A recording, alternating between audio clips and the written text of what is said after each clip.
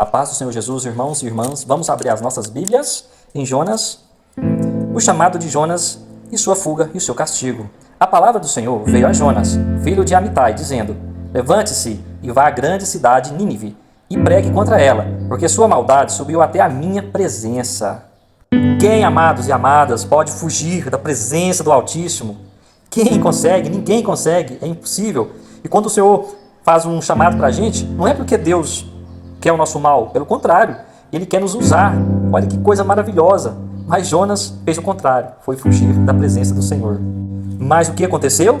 Quando Jonas recebeu essa palavra, versículo 3, Jonas se levantou, mas para fugir da presença do Senhor, para Tarsis. Desceu a Jope e encontrou um navio que ia para Tarsis. Pagou a passagem e embarcou no navio para ir com ele para Tarsis, para longe da presença do Senhor. Versículo 4. Mas o Senhor lançou sobre o mar um forte vento e levantou-se uma tempestade tão violenta que parecia que o navio estava a ponto de se despedaçar. Versículo 5. Então os marinheiros ficaram com medo e clamavam cada um ao seu Deus. Lançaram no mar a carga que estava no navio, para que ela ficasse mais leve. Jonas, porém, havia descido ao porão do navio. Ali havia se deitado e dormia profundamente. Aí Jonas está lá no navio, pagou a passagem, está lá de boa lá. Aí no versículo 4, mas o Senhor lançou sobre o mar um forte vento e levantou-se uma tempestade tão violenta que parecia que o navio estava a ponto de se despedaçar. Então os marinheiros ficaram com medo e clamavam cada um ao seu Deus, para que ele ficasse mais leve. Além de Jonas fugir da presença do Altíssimo, desobedecer, deitar lá no porão do navio, olha para vocês verem. Versículo 6. O capitão do navio se aproximou de Jonas e lhe disse: O que está acontecendo com você? Agarrado no sono? Levante-se, invoque o seu Deus. Talvez assim esse Deus se lembre de nós, para que não pereçamos. Mas no versículo 6, o capitão do navio se aproximou de Jonas e lhe disse: O que está acontecendo com você? Agarrado no sono? Levante-se, invoque o seu Deus. Talvez assim esse seu Deus lembre de nós, para que não pereçamos. No versículo 7, os marinheiros diziam uns aos outros: Vamos lançar sorte para descobrir quem é o culpado desse mal que caiu sobre nós? Lançaram sorte, e a sorte caiu sobre Jonas. Então lhe disseram: Agora nos diga, quem é o culpado por este mal que nos aconteceu? Qual é a sua ocupação? De onde você vem? Qual a sua terra? E de que povo você é? Versículo 9. Jonas respondeu: Eu sou hebreu e temo ao Senhor, o Deus do céu, que fez o mar e a terra. Então os homens ficaram com muito medo e lhe perguntaram: O que é isso que você fez? Pois aqueles homens sabiam que Jonas estava fugindo da presença do Senhor, porque ele lhes havia contado. Então lhes perguntaram: O que devemos fazer com você, para que o mar se acalme? Disseram isso porque o mar ia se tornando cada vez mais tempestuoso. Jonas respondeu: Peguem-me e me lancem no mar. Então o mar ficará calmo, porque eu sei que, por minha causa, esta grande tempestade caiu sobre vocês. Em vez disso, os homens remavam, esforçando-se por alcançar a terra, mas não podiam porque o mar ia se tornando cada vez mais tempestuoso contra eles. Então clamaram ao Senhor e lhe disseram: Ah, Senhor, rogamos-te que não nos deixe perecer por causa da vida deste homem, e não faça cair sobre nós este sangue inocente. Porque tu, Senhor, fizeste o que foi do teu agrado. Versículo 15. Em seguida, os marinheiros pegaram Jonas e lançaram no mar, e a fúria do mar se acalmou. Versículo 16. Então esses homens temeram muito o Senhor, ofereceram sacrifício ao Senhor e fizeram votos. Versículo 17. O Senhor ordenou que um grande peixe engolisse Jonas, e Jonas esteve 3 dias e 3 noites no ventre do peixe. Adiantou fugir do Senhor? No capítulo 2, Jonas lembrou-se do Senhor. Aleluia! Como é bom se lembrar do Senhor, se lembrar do Altíssimo. A oração de Jonas, capítulo 2. Então Jonas, do ventre do peixe, orou ao Senhor, seu Deus, e disse: Na minha angústia, clamei ao Senhor, e ele me respondeu. Do ventre do abismo, gritei, e tu ouviste a minha voz. Pois me lançaste nas profundezas, no coração dos mares, e a corrente das águas me cercou. Todas as tuas ondas e as tuas vagas passaram sobre mim. Continuando aqui no versículo 4. Então eu disse: Estou excluído da tua presença. Será que tornarei a ver o teu santo templo? Vai perceber, Jonas lembrou do templo, quando ele estava lá, rogando ao Deus Todo-Poderoso. Continuando a oração, no versículo 5, as águas me cercaram até a alma, o abismo me rodeou e as algas se enrolaram na minha cabeça. Versículo 6, desci até os fundamentos dos montes, desci até a terra, cujos ferrolhos se fecharam atrás de mim para sempre. Tu, porém, fizeste a minha vida subir da sepultura, ó Senhor meu Deus. Quando dentro de mim desfalecia a minha alma, eu me lembrei do Senhor e subiu a ti a minha oração no teu santo templo. Nosso Deus está no santo templo, lá nos céus, no santo templo, pronto para nos ouvir quando a gente clamar, quando a gente orar. Aleluia. Versículo 8. Os que adoram ídolos vãos abandonam aquele que lhes é misericordioso. Mas com a voz do agradecimento eu te oferecerei sacrifício, o que prometi cumprirei. Ao Senhor pertence a salvação. De quem pertence a salvação? A salvação pertence ao nosso Senhor Jesus Cristo. De quem pertence a salvação? A salvação pertence ao nosso Senhor Jesus Cristo. De quem pertence a salvação? A nossa salvação pertence ao nosso Senhor Jesus Cristo. Aleluia. Voltando aqui no versículo 8. Os que adoram ídolos vãos abandonam aquele que lhes é misericordioso. João está falando para aqueles que estão adorando outras coisas que não respiram, outras coisas que não veem, que não pode agir, que não pode ajudar. Mas Jonas se lembrou do Altíssimo que está sentado no seu trono lá nos céus, lá no santo templo. Ele rogou. E no versículo 9, repetindo: mas com a voz do agradecimento eu te oferecerei sacrifícios, o que prometi cumprirei. Ao Senhor pertence a salvação. E o Senhor falou ao peixe, e este vomitou Jonas na terra. Adiantou fugir do Senhor? Adianta fugir do Senhor? Não adianta. Então, no versículo 17, o Senhor ordenou que um grande peixe engolisse Jonas. E Jonas esteve 3 dias e 3 noites no ventre do peixe. Imagine você no total escuridão, sem ninguém. Olha para a direita, escuridão, para a esquerda, escuridão, para frente, para trás, para cima, para baixo, a escuridão. Mas Jonas se lembrou do Altíssimo. Quem é aquele que até os peixes do mar obedecem? Ele é o Todo-Poderoso, o nosso Deus, Pai do nosso Senhor Jesus Cristo. Aleluia!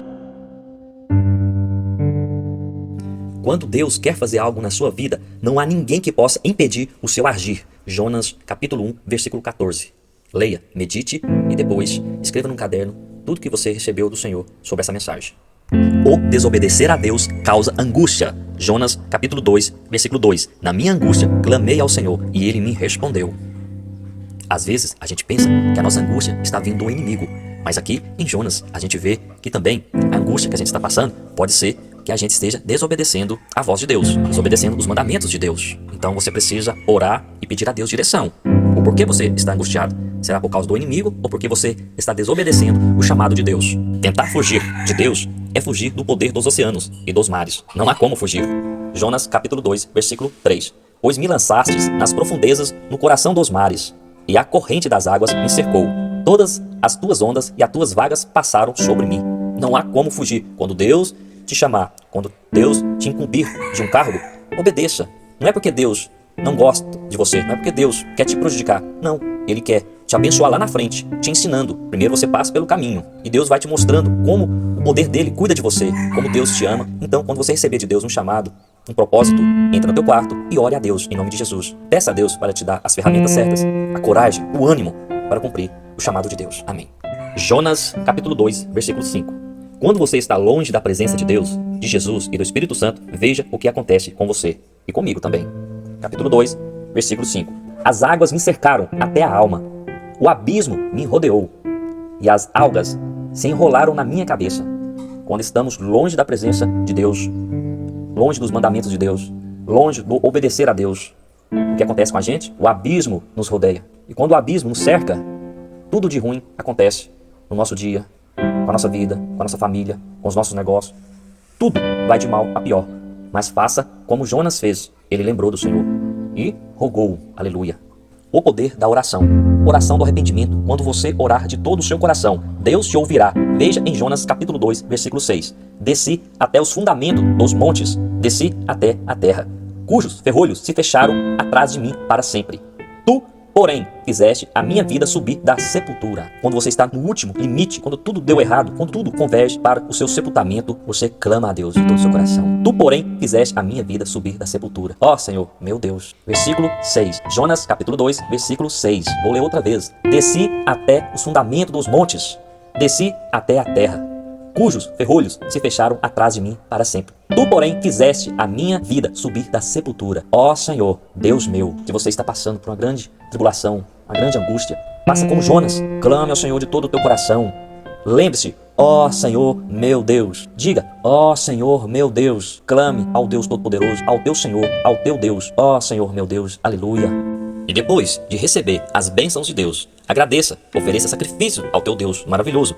Jonas capítulo 2, versículo 9. Depois que Jonas se arrependeu e orou ao Todo-Poderoso, o Senhor, o teu Deus, Deus o tirou do ventre daquele peixe. O que Jonas fez, no capítulo 2, versículo 9, mas com a voz do agradecimento eu te oferecerei sacrifícios. O quê? Prometi, cumprirei. Ao Senhor pertence a salvação. Se você um dia ofereceu sacrifícios ao Todo-Poderoso, você colocou no seu coração, vou fazer isso, e não fez, está na hora de você relembrar e cumprir. Olha o que Jonas falou aqui, no capítulo 2, versículo 9. O quê? Prometi, cumprirei. Ao Senhor pertence a salvação. Então, se você fez um voto ao Todo-Poderoso, no nome de Jesus Cristo, cumpre, tudo bem? Veja, mais uma vez, o poder de Deus sobre o desobedecer os mandamentos do Senhor. Jonas capítulo 3. Vamos ler o versículo 4. Jonas começou a percorrer a cidade a caminho de um dia e pregava, dizendo: ainda 40 dias e Nínive será destruída. Agora, eu escrevi um texto aqui. Mas uma vez, veja o que acontece quando não ouvimos e obedecemos os mandamentos de Deus.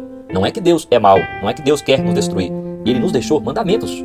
E esses mandamentos são bons para nós. Mas quando a gente vai desobedecendo, passa um ano desobedecendo, 2 anos desobedecendo, e assim por diante, os olhos de Deus não estão fechados para que não vejam, e nem os ouvidos de Deus estão tampados para que não ouça, e a boca de Deus fechada para que não fale a você. Veja o que acontece. Nínive tinha os mandamentos de Deus, mas eles começaram a desobedecendo, e a maldade, o pecado deles chegaram até o trono de Deus. E Deus levantou Jonas para ir até Nínive, para pregar para eles se arrependerem e voltar ao Deus Todo-Poderoso. Vamos ler de novo, capítulo 3, versículo 4. Jonas começou a percorrer a cidade a caminho de um dia e pregava dizendo: ainda 40 dias e Nínive será destruída. Olha o poder de Deus, olha as consequências do desobedecer os mandamentos e as ordens do nosso Pai Celestial, que nos ama com todo o seu coração.